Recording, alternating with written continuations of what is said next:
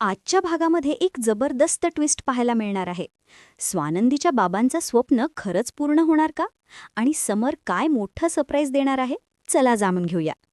नमस्कार मित्रांनो, तुमचं स्वागत आहे आपल्या आवडत्या मालिकेच्या आजच्या खास अपडेटमध्ये. आजचा भाग सुरू होतो स्वानंदी आणि समरच्या एका शांत आणि सुंदर क्षणाने.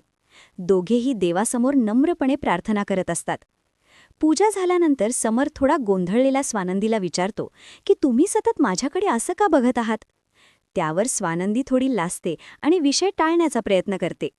दोघांमध्ये एक गोड आणि हलकी फुलकी संवाद घडतो. हा सीन खूपच नैसर्गिक आणि मनाला भावणारा वाटतो. पण या सगळ्याकडे मलिका मात्र शांतपणे लक्ष ठेवून असते. तिच्या मनात काहीतरी वेगळंच सुरू असतं आणि ती लवकरच काहीतरी प्लॅन करण्याचा विचार करत असते. दरम्यान स्वानंदीला तिचा भाऊ रोहन फोन करतो. तो सांगतो की उद्या त्यांच्या बाबांचा वाढदिवस आहे. दोघे मिळून ठरवतात की हा वाढदिवस खास पद्धतीने साजरा करायचा. रोहन विचारतो की समर जिजू येणार का? त्यावर स्वानंदी सांगते की हो, मी त्यांना नक्की घेऊन येते.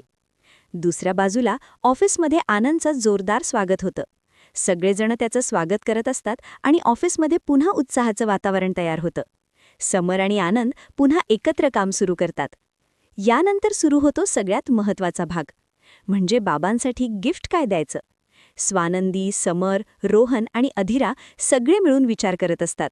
कोणी पुस्तक सुचवतं, कोणी कपडे, पण काहीच योग्य वाटत नाही.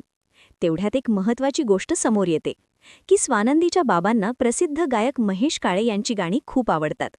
यावरून स्वानंदीला एक सुंदर कल्पना सुचते. ती ठरवते की बाबांसाठी त्यांच्या आवडीची गाणी एकत्र करून एक खास कलेक्शन तयार करायचं आणि घरीच एक छोटीशी महफिल आयोजित करायची. मात्र इथेच कथा आणखी रंजक बनते. समरच्या मनात काहीतरी मोठं सुरू असतं. तो खरंच स्वानंदीच्या बाबांचं स्वप्न पूर्ण करणार का? त्यांची प्रत्यक्ष भेट घडवणार का? हे जाणून घेण्यासाठी पुढचा भाग नक्की पहा.